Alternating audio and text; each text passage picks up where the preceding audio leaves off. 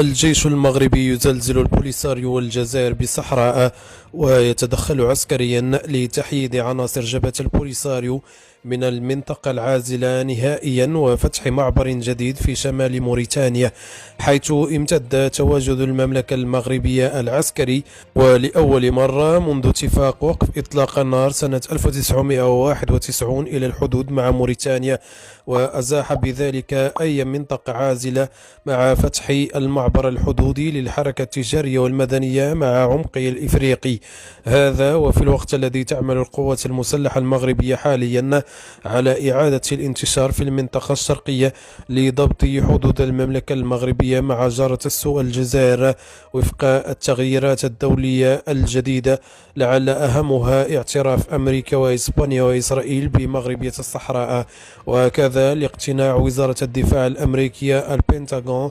بوجود